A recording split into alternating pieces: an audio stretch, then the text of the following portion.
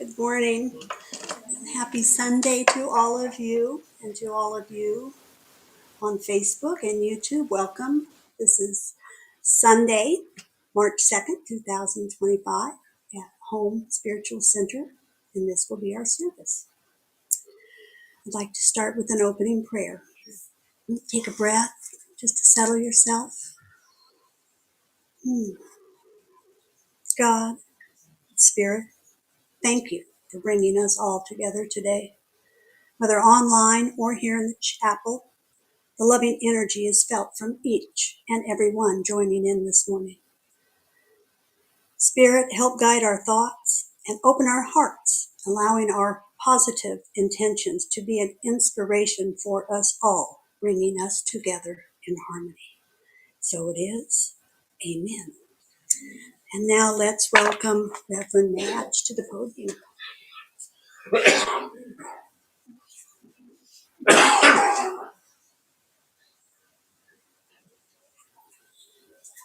have a one-way path and the light has to change before we can enter. Red light, yellow light, green light. So my message today is about being in the rhythm or the flow of the universe. Hence the song, that we played. So the topic of the rhythm of the universe or the flow of the universe has been coming up for me lately. And so I thought I would take the time today to talk about it and bring that into our conversation. And it's a wonderful thing to be in that flow. It's to be in that flow of the rhythm and that oneness with whatever is. When I'm in that flow, everything just seems to be clicking along so easy. And it makes me so happy to just feel that difference. And I feel so good when it's happening. And then when it's not, it's like I long for it. It's like, where did that go? I want that. I want that all the time. How did I make that happen? But in that moment, I feel lighter and I feel connected to something. But what is that something that we're connected to? And I don't really know what that something is outside of the universe. Perhaps we call it God, maybe we call it spirit, whatever it is to you. But it's amazing to feel that. And I don't ever want it to end. And I feel successful. And I have a certain sense of invincibility when I'm in that flow. I don't know if you guys feel that too, but it's like I'm invincible. I could just do all these things. Google describes being in the flow of the universe as being fully aligned with the natural energy and movement of the universe, experiencing a sense of effortless connection and allowing life to unfold organically. I thought that was a beautiful description, so I wanted to share that with you because it really says it really well. And I love those words, allowing life to unfold organically. You don't have to push it. You don't have to make it happen. It's just a natural, organic process of when we're that is the alignment. So being fully aligned, as they said, with the natural energies and movement of the universe. That's that first line in there. And it doesn't mean kind of being aligned. It doesn't mean kind of paying attention to whatever it is that we're involved in and having another part of our mind in a conversation, that somebody else is having. That's not alignment. That's not being in that flow. Or listening to somebody while you're nodding appreciatively, but you're really thinking about that thing that just happened that made you upset, or that angst that you might having, or the argument you had with somebody that day. And that's not alignment. That's not being fully congruent. And it's not easy to be fully aligned. It's not how our brains have been wired to work. I think it's our natural state, but we've been wired and programmed through so many things in our modern world to not be in that alignment. And with these things that are always distracting us, such as the news, social media, Facebook, TikTok, Instagram, all these things that keep our thumb going across our phone. And we see and we pull out, we see and we pull out. And it's really kind of short-circuiting our brains.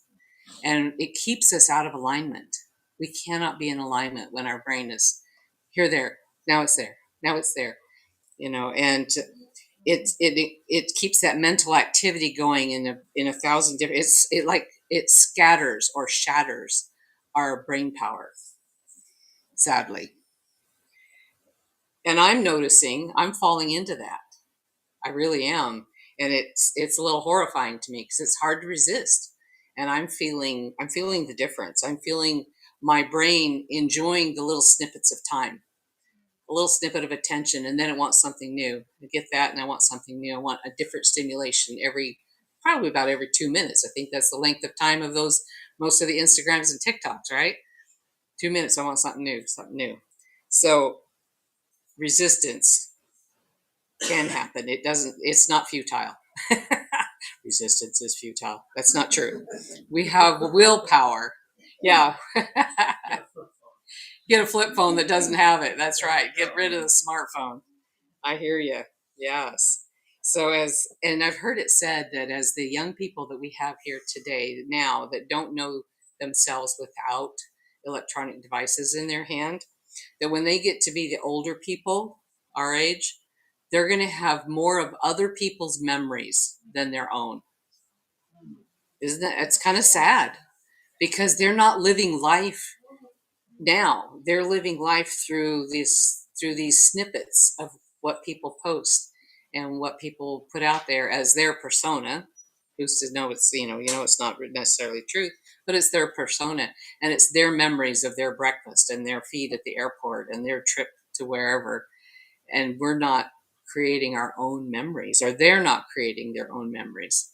Fortunately, those of us that were here before that time had the opportunity to make our own memories. So even in my family last week, some of us got together, and it was so fun because we were sharing some of our memories and just laughing, and some of them were a little horrifying. Some of the things I didn't know that the kids were doing, they all lived. But and I did some stupid stuff too, recalling my own stupidity. But some of them were really, really funny. Yeah. One of them that we really laughed about, side joke, our side braille story. One of them we really laughed about, I was a young mother. Rachel, I think, was about 11, somewhere in there, 10 or 11. And I was a single mom. I didn't have money for a Christmas tree that year. And it was a few days before Christmas, and she loves Christmas. So it's like, Mom, are we going to get a Christmas tree? And she was kind of getting the notion that maybe we weren't going to have a Christmas tree that year. And she was really disappointed. Well, I had been driving out in the country, and I saw this field where all these Christmas trees were cut down. And I knew it was going to be they weren't going to harvest them. It was a few days before Christmas. So I said, put on your rubber boots and raincoat. Let's go. We got in my pickup truck. And it was everybody in town knew I was, because this pickup truck was so bright and unique. I could never hide. So there I am, parked on this country road alongside this field where all these nobles were just cut down at the ground. And we're out there in the dark in the flashlight, tromping through streams of water and puddles, falling and laughing, hiding from the cars as they go by, trying not to be caught, as if nobody would recognize my truck sitting out there on the road. But we got a Christmas tree, and we have that as the best memory. We just laugh over that. Mom stole a Christmas tree. You could go to jail for that. I said, I knew they were going to burn them, so I didn't ask for permission. And I saw it as saving the tree and giving it purpose. That's what we did. We saved it. So anyway, we shared all kinds of those kinds of memories. And it just makes me sad that some of the younger people won't be having their own memories. So it's really important for families to create memories and do those kinds of things that together you can share stories later on in life. Some families are doing it really well. Other families, not so much. I even heard of a mother, a story of a mother. There's no reason for her not to do better. She's a smart woman, well off. She has a baby that's now 2.5.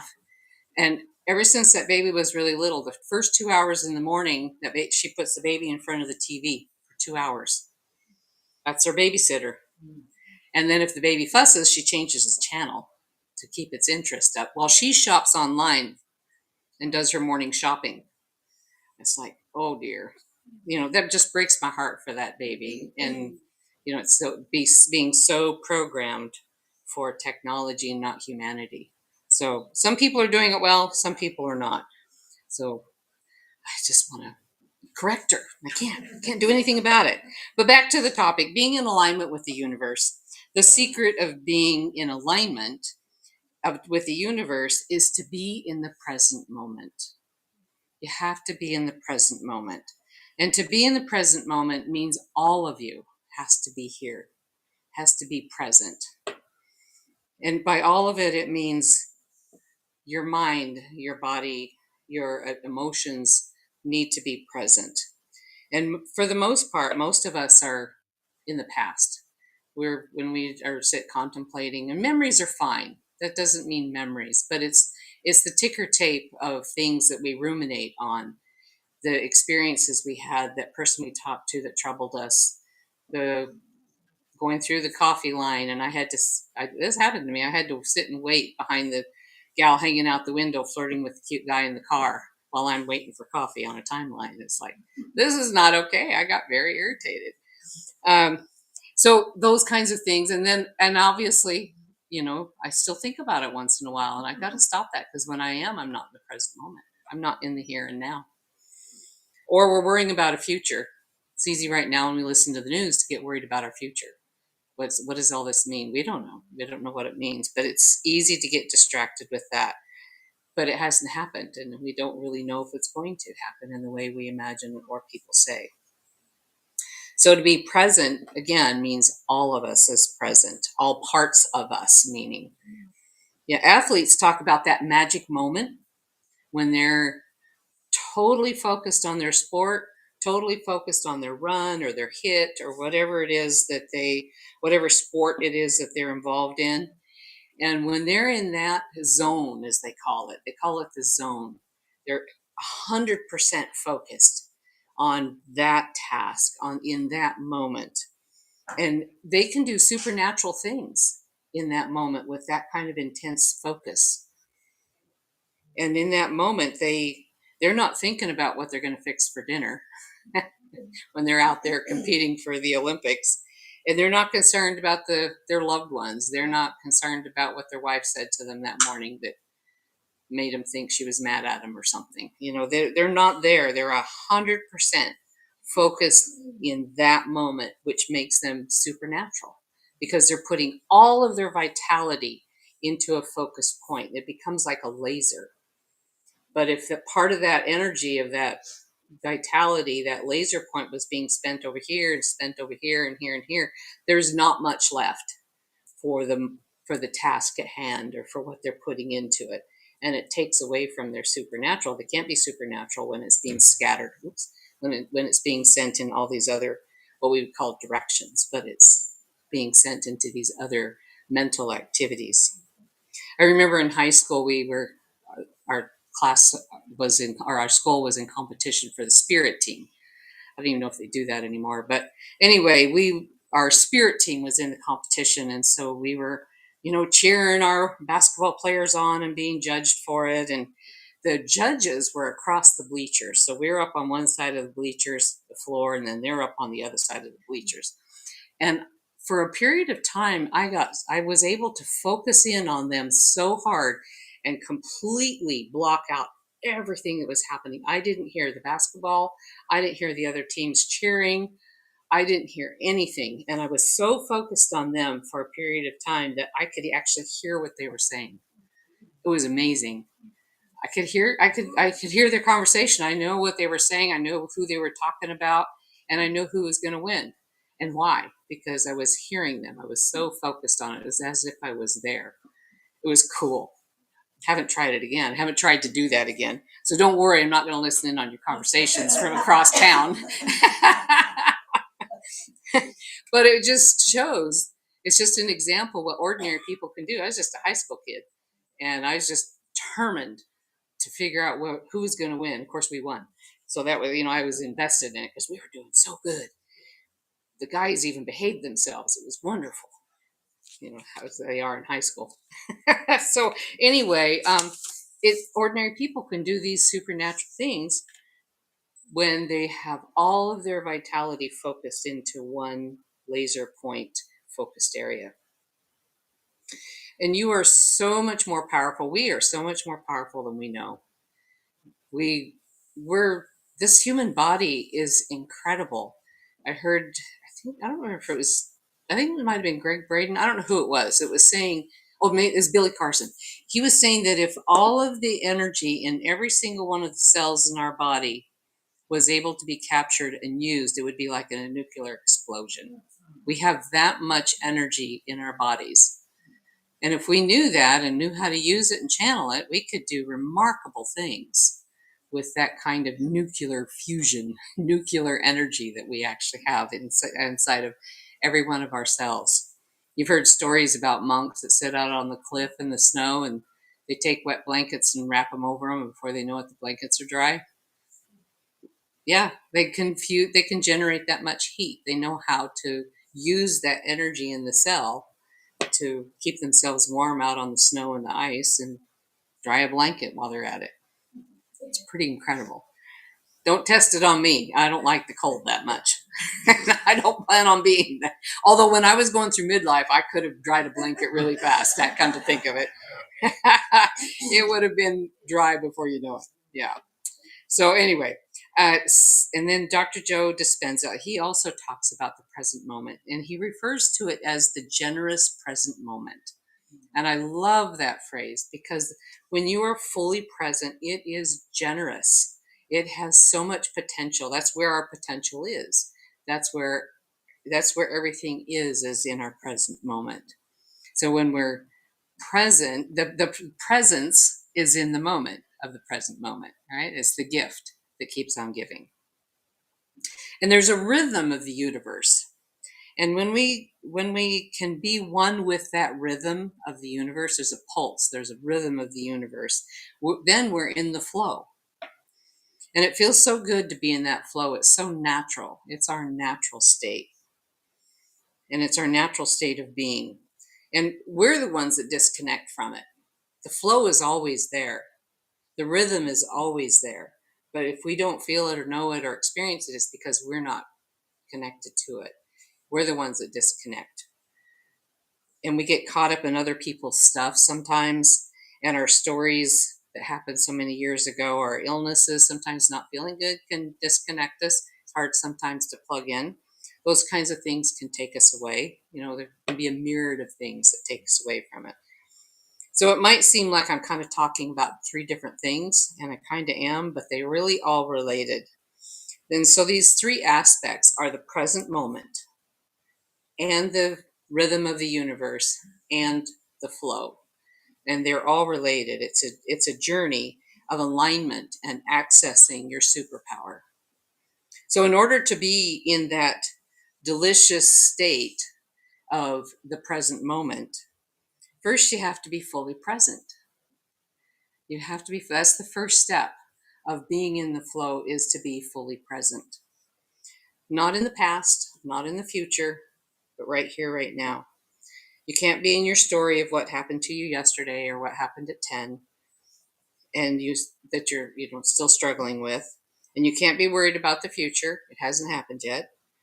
All of you must be present in the moment. That's the first step. And then when you're fully present in this moment, then you feel the rhythm of the universe. You can feel the pulse of the universe. And then this means to be in stillness in that moment and to be open. It means letting go of control. It means in order to be in that rhythm, you can't be predicting outcomes. Because if you're predicting outcomes, you're predicting based on the known. And that means you're pulling from the past. So in that generous present moment, you can't be, if your mind is working on, what's going to happen? It's going to be like this because this is like the time that this other thing happened. So I know the outcome of this. You're not in a creative state. You're pulling from the past to create your future. So you're going to get the same thing. So it's letting go of that control and letting go of predicting things based on the known. And that's where you can let go and let God. Let go and let God. and trust and exercise faith. And it's surrendering and allowing the love of God to be present in your life. So remembering the universe is always working for your good. No matter what your life might look like or what you're experiencing, the world, the universe, God is always working for your best good. My sister makes that a mantra, and it really works for her. No matter what's going on in her world, no matter how difficult things might be, she always says, I know it's working for my best good. And she just lets it land with that and tries to let it go. Really admire her for that. And then when you're in the present moment and you've connected with the rhythm of the universe, now you're in the flow. You're in that movement because the universe is always moving. The universe is not stagnant. Just watch your yard. You'll know that the universe is not stagnant. It's always growing weeds, covering up, it's a garden. Life is like a garden. Everything's going to keep growing and living its cycles. There's never anything stagnant. And what is that glorious flow is the love of the universe, because it's a flow. It's always moving. When you're in the flow, life is easy, and it's synchronicities happen, and they happen easily. You get signs from the universe, and it feels like magic is happening all around you, and it is. It is, and you feel your dreams are close. You're close to that reality. And they are, because you're drawing from the quantum field of all possibilities, and you're drawing your dreams into you through that generous present moment. And your intuition is heightened. You'll get these ahas. You'll get these, oh, I need to go do that. I need to talk to this person. And so many good things are happening. And the best part is you are open to receiving. It's very important to be open to receiving. If you're still battling with unworthiness, you might not be open to the goodness that's happening for you. It's like, how can that be happening to me? I did this bad thing somewhere, someday, at one time. But that's your judgment. That's not God's judgment. So be open and know that receiving is a part of that flow, and let it flow through you. Let that flow happen. And flow is a forward movement. It always is forward. The rhythm of the universe is a forward movement. So be in the flow. Some say it's allowing the universe to use you. You might have a little, because in our culture, we get all hot and toddy about being used. They're just using me. But God uses us, and that's a beautiful thing. So when we're in that flow, we're allowing us to be used, but used for the good of humanity. We're allowing ourselves to have our potentials show up and to rise up. In that flow, our potentials will rise up. And then those potentials will be used for the good for the world, because we're all born with wonderful potentials, our highest potentials. We may not know what they are, but God does. God knows what is within us. Oh, that reminds me of a church sign I saw this morning. I loved it. And it was, your friends know who you are, but God knows who you can be. Isn't that great? Yes. Almost forgot that one. I love church signs. They crack me up. All right, to be in the flow is I said that, to be in the flow of the universe and let them use you. And it's a surrender. It's a beautiful surrender. And it's a surrendering to your highest potential. How often do we stuff ourselves down because we're not, too good, or we don't draw attention, or what if I fail, all those kinds of things. When we're in the flow, our highest potential will come up, and it's coming up because it needs to be expressed. It needs to be used for the good of the world. It's what Michael Meade would call picking up your thread and weaving the story. So God or the universe wants you to be successful. And this can't happen when you're locked up in fear or holding on to things that you can control. Sometimes we get scared. We've got to control things so that we can feel safe. That flow can't happen when you're holding on to control. And then God or the universe is in control. Sometimes it doesn't make sense. And our human mind wants to make sense of things. We want to understand things before they happen. It's like, well, I don't understand it, so I can't do it. It feels right. Everything's pointing that direction, but I don't understand it. So we put on the skid brakes. Well, God doesn't always make sense because we don't know what's around the corner. We don't always know what's out there. So your angels, guardians, they don't care if you're comfortable. You can be as uncomfortable as you want. They're still going to work for your best good, because being in that unknown is very often uncomfortable. They're working for you, and they're going to do the best for you. That's where we have to have faith. And your job is to help be the best version of you. That is usually requires some level of discomfort, because we're into new territory, forging new ways. So when you were young, do you remember how your legs ached when you were growing? I can't remember what they called that. What do they call it? Huh? Growing pains. So that was just it. Growing pains. Yeah. Well, life is like that. We know what growing pains feel like. And so when we're in that flow and we're doing something new, something unknown, we're going to have growing pains, and it's going to be uncomfortable. But we're being supported and loved and healed all the way through. And our prayers during that period of time should be something along these lines. Thank you, God, for I know this discomfort I'm experiencing right now is only temporary. And I trust that my growth is being experienced right now or is coming soon. May my heart, eyes, and ears be open to knowing you are with me at every moment of this uncomfortable experience. And then you can, in good humor, you can add to your prayer, because God loves humor. And you can say, may I have the wisdom to learn this lesson well, because I don't want to do it again. And it should be something like that. So you're not denying the discomfort. You're not denying the journey. You're not pretending like it's not real, because it's real. But you're embracing it, and you're being open to the support of the universe. So with this message about the rhythm of the universe, for our meditation, I was going to drum. I'm wanting to drum the heartbeat for about 5 minutes. I was on an online drum seminar yesterday, and she drummed the heartbeat and different rhythms, and I thought, oh, it just felt so good. So it occurred to me to do that today for us. So I'll drum the heartbeat, and Lynn is going to shake the rattle with us, just to add a different dimensional sound. And we'll do this for a few minutes. So just allow this rhythm of the heart to open your heart and be in the flow and kind of become non-local. Allow yourself to drift into the universe. And for those of you online, I don't know how this is going to come through and what it's going to sound like, but we'll give it a try. We'll just see.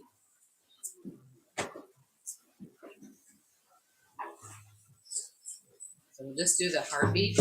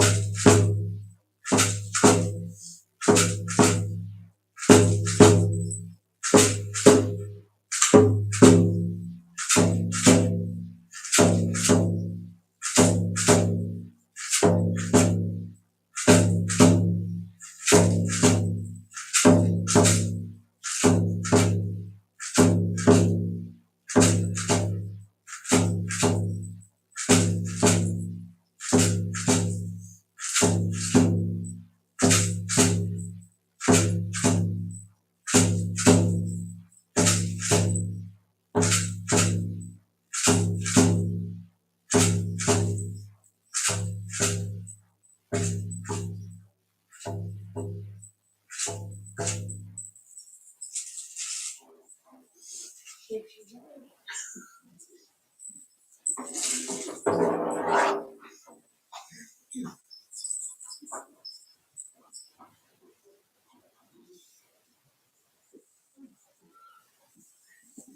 guys come back from the other realm.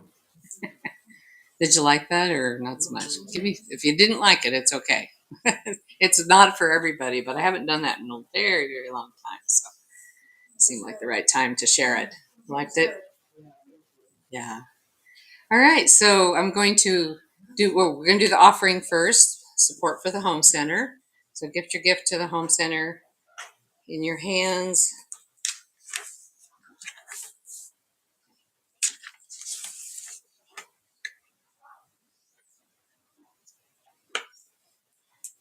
And put it in between your hands. Let me write myself a note here. Okay. Put it between your hands and give it a blessing of your heart, knowing that that flow of the universe, the abundance of the flow of the universe is coming through you, flowing through the home center and coming back to you and multiplied 100-fold for all of your wants, needs, and desires. They're going to serve your highest and your greatest good. And let that be your truth. Amen. All right. Jennifer's got the basket going around. And Lynn is going to come up and share a little inspirational story and our closing prayer, and then I'll come back up.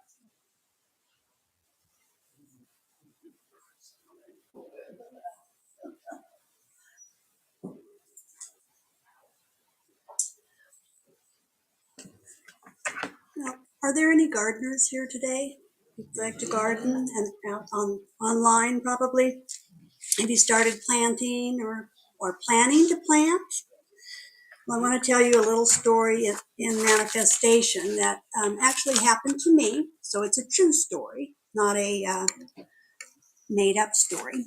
But when I was living in New Mexico, the land of dry dirt and sand, it's very hard to grow. And I'm not sure where this article came from, but I did read this article. And the writer of the article said that they were struggling with a garden. So they said a prayer and they promised that a certain percentage, I believe it was 10% of their garden would be given to people that didn't have enough, their neighbors, shut-ins, their church, all of this. Well, at the end of her article, it was like, whoa, she had this huge, huge garden. And I thought, okay, I want to try that because I wasn't being very successful in my garden. And I did the same. And I did I offered to give what I could or more. And if I would have the help to grow what I needed to grow, it was amazing because I had so many vegetables, so many flowers. My neighbors would come home with buckets and I left buckets on their front porch filled with flowers and cucumbers and tomatoes. I couldn't eat it all, can it all, but I was able to give it all away, which was so wonderful because church got some neighbors, there were some elderly in my neighborhood, so I was able to give them fresh vegetables. And I challenge everybody online or here to try that. And I would like to know your success because as Madge said, being in flow with the universe and our minds, how strong they are, we can manifest anything. So why not manifest some extra groceries for your neighbors? So, yeah, I like that. So, and it's true. That's what I like. It's true. Now, if you'd like to join me in closing prayer. May the mixture of sunlight and the rain that we have been experiencing be reminders that Mother, Father, God is busy at work renewing the earth, the same as we are always renewing ourselves, our thoughts, and our beliefs. We know that Spirit is with us always, and we ask for guidance as we open our eyes and our hearts to any needed changes this spring for a new life and a new perspective.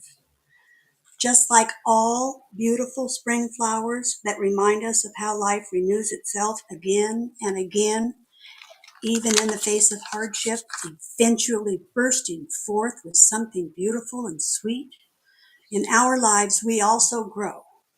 We learn and we bloom. And as we bloom, we fill the earth with the sweetness of Spirit. and so it is. So let's all bloom our brightest this week. From our hearts to yours, wherever you are, have a beautiful week in full bloom, and we'll see you next time.